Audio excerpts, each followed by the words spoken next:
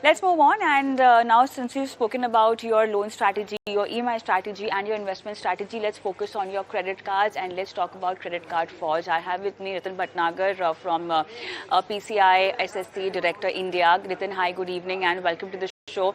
Nitin, credit card, a very essential aspect of your entire financial life. But having said that, we are also seeing credit card frauds on the rise, and especially when you are traveling. Okay, what kind of credit card frauds are we talking about when someone is abroad, maybe within India also, and abroad especially? See, I think credit cards or probably the cards fraud, I think would there is going to be a fraud if you're not vigilant. Definitely something can happen with you, but you have to stay alert, for certain types of frauds when you are in country or outside country, for example, phishing attacks and the card skimming attacks at ATMs. And also, where while you're on public, using public Wi-Fi could also compromise your sensitive information. And it's just not the cards, Kavita. It could be your personal information, which could harm your credibility in the overall as a whole. So just while you are going out for your vacations or probably you're outside country for business, try to see if you can when you're using the ATM machines or gas pumps or point of sale terminals, these devices may have skimming devices that can steal your the card details, which includes your card number and PIN, and allowing the malicious guys to just empty your bank account. So what I'm trying to say is that you need to be vigilant. You need to be aware of while you are using the cards at various point of sale terminals, or which is whether it's a ATM machine or a gas pumps or on a retail store when you're going and purchasing for something, right? And also at the ATM and POS terminals, you should be cautious. Look for anything which is loose, crooked or damaged or scratched. These are the signs where you can get an alarm that there's something wrong with these devices where you are trying to use the cards. So you just be aware.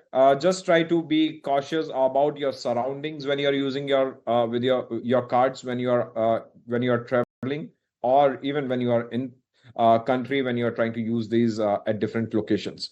Now, importantly, when you are traveling, I think that's a point that you raised, Kavita, is that when you're traveling, you have to make sure that you notify your bank. You need to keep your travel plans updated about that you're traveling to this country, and the issuer who has issued you a credit card is aware of the same. More importantly, this will help you in any kind of a suspicious fraudulent activity, and bank would be able to take an immediate action or block your transactions immediately, and you will be safeguarding your money. In addition to that, you can also, the banks now give you the features to set the credit limits while you are traveling out of the country.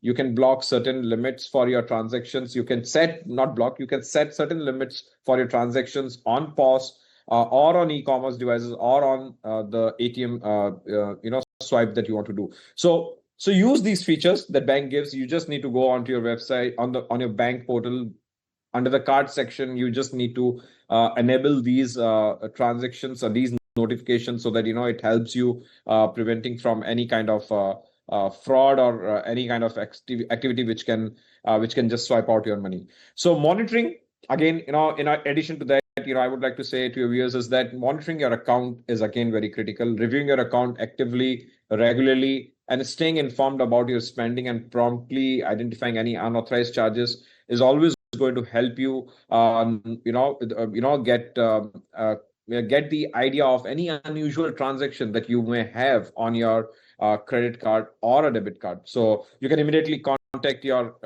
issuer, which is the bank who has issued a card, and they can initiate investigation to resolve that. So these are the few things. And in addition to that, I would also say that public Wi-Fi is very critical. Please avoid using public Wi-Fi networks until they are secure, right? Because for the credit card, harvesters, public Wi-Fi is an all, you can eat a buffet, right? For these public use, when you're trying to use, for the public use computers in internet cafes or hotel business centers, avoid them for anything other than just reading the morning paper if you're out or checking the weather. Apart from that, please avoid using any of these public Wi-Fi's to do your personal social media surfing or any financial transaction. Now, I'm not saying that you can't when I'm saying you can't use Wi-Fi, but you can still use your mobile network. This is considered to be a little safer way of mode of communication. Okay, when you want to log into your bank account, use 5G network of or probably your cell phone network to log into your bank accounts, or to an app, the mobile app of bank or a website. That is a way that you can safeguard your the banking transactions and the personal information that could get compromised while you are traveling using non-secure public Wi-Fi. In addition to that, I would also like to add that when you're traveling, you should have just one plastic or a metal credit card, not carry everything along with you. But what is good today is I've been traveling a lot, and what has helped me is the proliferations of the smartphone based electronic apps and digital wallets. Now a wider range of acceptance is there with various countries where you don't really need to worry about carrying so many plastic or metal cards in your wallet, right? So Right. you can use these digital wallets Sure. to make As an the payment option, yeah. transactions or use it for any kind Sure. of a written purposes. One last question to you. I think you've covered all your points in your first answer as well. But then, Uh-huh. just in case you are a victim of a credit card fraud abroad, how quick should you be acting, and what will happen, because you cannot lose out on a lot of time as well, and Mhm. sometimes you might know that it's a fraud. Sometimes you might know. What should be your damage control steps? So I think it's important to notify your issuer immediately.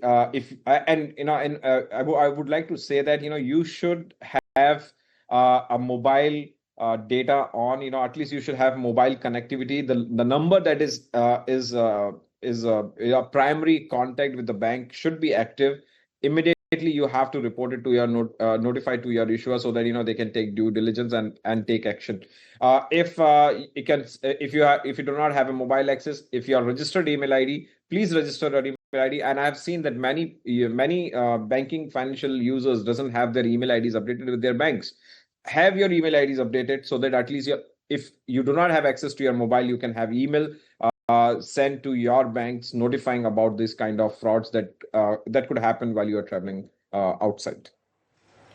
All right, I think that will be all. Thank you so much for being on the show today and helping our viewers understand every aspect of a credit card fraud if you're traveling abroad. Thank you so much, Nitin. Let's move on, and the last leg of the show where we'll be answering